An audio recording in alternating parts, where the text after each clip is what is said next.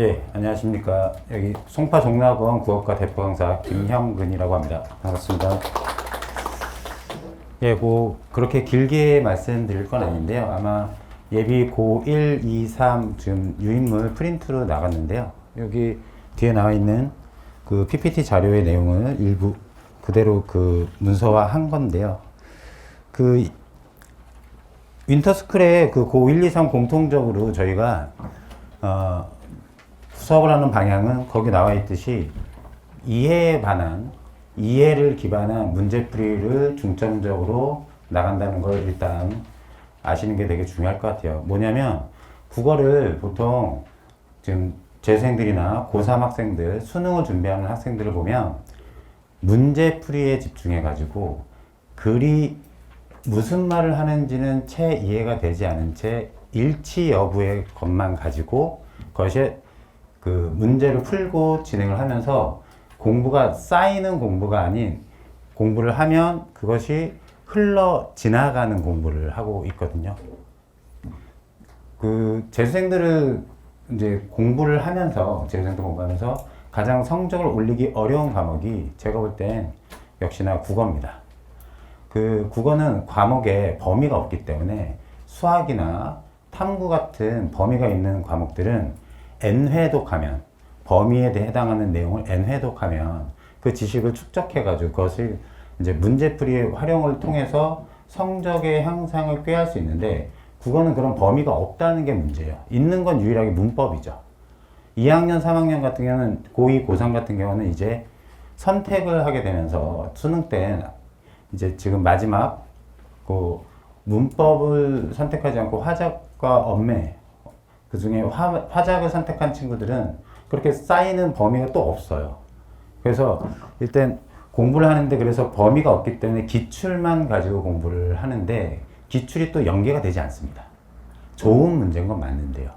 그래서 애들이 수능 시험장 현장에 들어가서 원래 그렇게 풀었던 내용 일치 여부에 따라서 이해에 기반하지 않고 글을 읽었는데 읽고 나서 문제를 풀 땐 도대체 무슨 말 하는지 몰라서 두 개가 헷갈리는 게 아니라 세 개, 네 개까지 헷갈려서 답이 선택이 되질 않아요.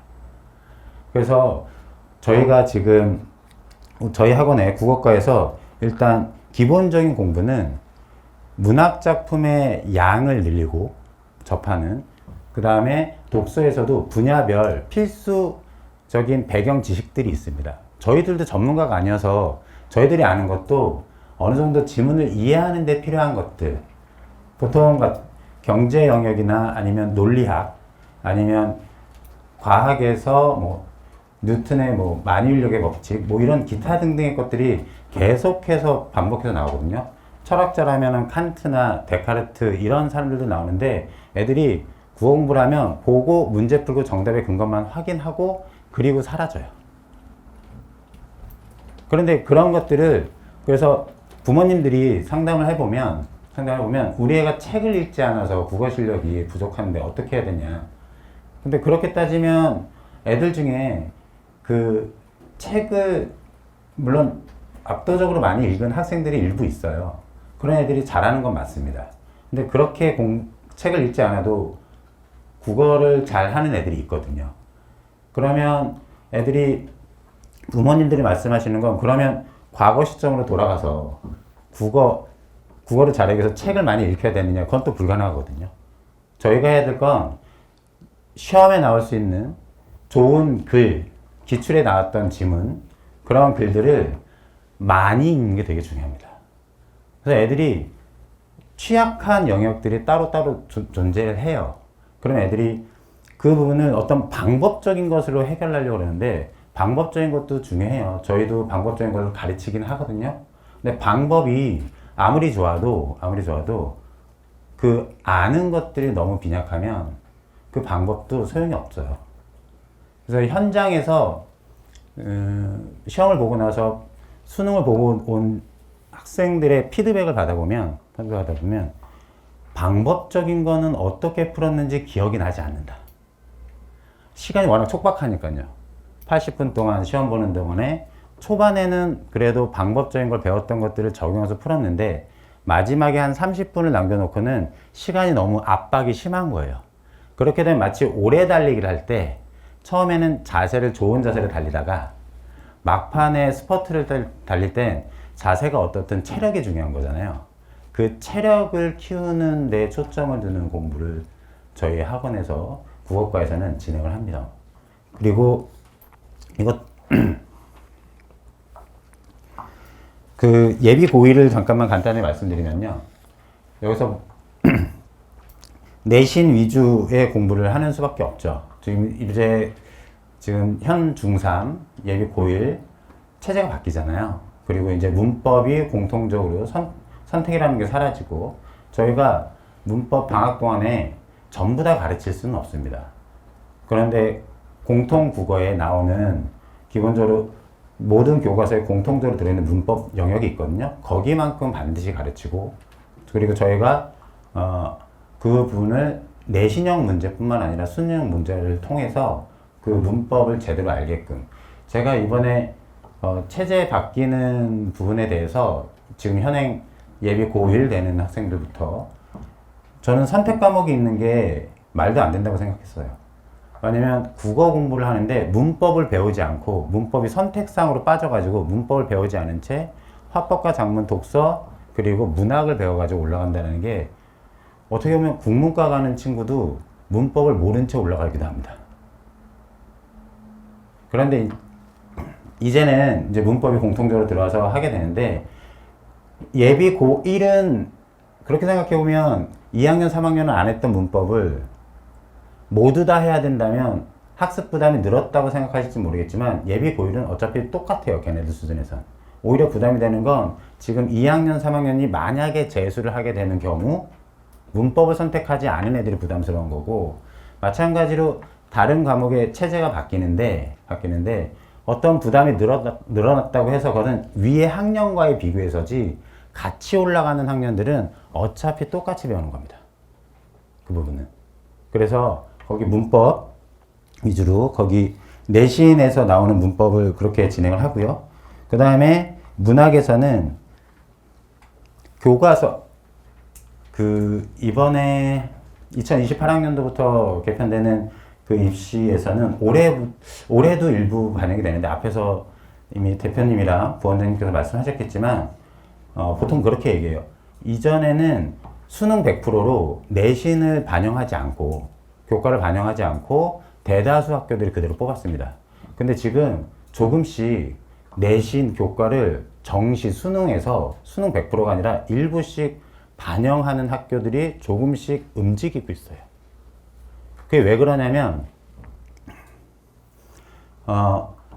그래서 그 수능에서 보는 과목이 어떻게 보면 예를 들면 국어인데 수학을 잠깐만 예를 들면 그 확통이라는 게 수능의 공통 과목으로 영역으로 대수 그다음에 미적분 원 그다음에 확통이 포함이 됐는데 이과 애들이 배워야 될 현행 그 미적2 그다음에 기하 벡터를 수능의 공통 과목으로 보지 않습니다. 보지 않는데 그렇게 되면 나중에 대학에서 상위권 대학에서는 공대나 이과에서 뽑을 때 내신에서 뭘 봤나를 보게 될 거예요.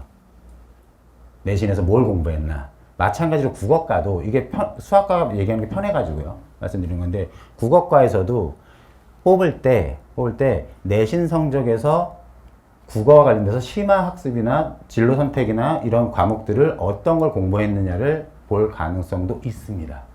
그래서 혹자는 입시 전문가들은 또 그렇게 말씀하시는 분들도 있어요.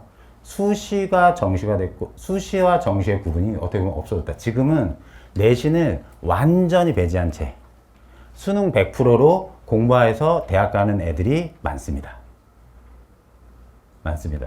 그런데 이제 앞으로 예비 고1의 경우는 그게 쉽지 않을 거라는 얘기예요. 그래서 내신도 같이 신경을 써 주셔야 되고 이번 윈터스쿨에서 예비 고1은 그 수능은 일단 이후입니다. 내신에서 시험 볼 수 있게 최대한 그 실력을 갈고 닦는 데 집중할 거고요. 예비 고2 같은 경우는 그 부분에 있는 자세한 내용은 좀 잠깐 읽어주시면 되고요. 예비 고2 같은 경우도 큰 흐름은 맞는데 예비 고1 때 내신 공부만 하다가 이제 수능 공부를 보면 왜 고등학교 때 다른 과목에 비해서 혹은 재수할 때 다른 과목에서 국어를 올리기 어려운가를 좀 보면 압도적으로 국어 공부하는 시간이 적습니다. 초등학교 때부터 보면 초등학교 때 영어나 수학학원은 보내요. 국어학원 보내는 친구들은 그렇게 많지 않습니다. 그리고 중학교 때도 마찬가지고 고등학교 때도 일단 영수가 급하죠.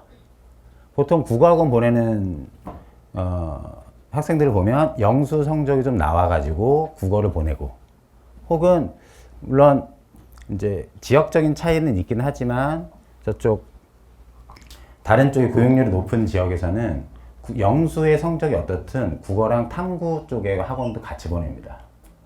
애 돌리죠. 아이를 계속해서 돌려가지고. 그래서 그러니까 중학교나 고등학교 1학년 때부터 계속 돌려요. 그나마 국어 공부를 한 시간들이 늘죠. 확보가 되죠. 그런데 영수에 비해서 대다수의 학생들은 국어에 투자한 시간이 적기 때문에 그것이 3학년 때 올라가서 끌고 올라가려고 해도 그리고 재수할 때 끌고 올라가려고 해도 그 절대적인 시간량의 부족이 제가 볼 때는 가장 근본적인 원인인 것 같습니다. 그래서 예비 고2 같은 경우는 특히나 모의고사를 봤던 경험이 극히 적어요.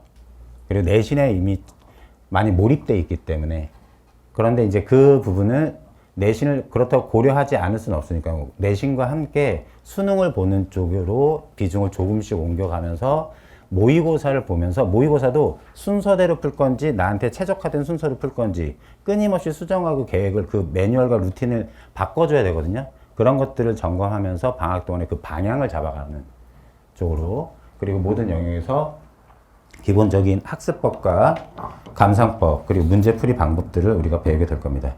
그 다음에 예비 고3 같은 경우는 이제 윈터 때는 아직 EBS 교재가 나오지 않기 때문에 EBS 연계는 쉽진 않지만 기출을 비중을 높여가지고 좋은 기출로 저희가 문제를 구성해서 그리고 연계는 앞으로 그렇게 체제가 바뀌어도 우리 지금 고2, 예비 고2와 예비 고3은 변화가 없으니까 일단 50% 연계 올해 모의고사 6평과 9평 이번 9평에서는 6개 문학작품이 출제되는데 그 중에 4작품이 연계가 됐어요. EBS가.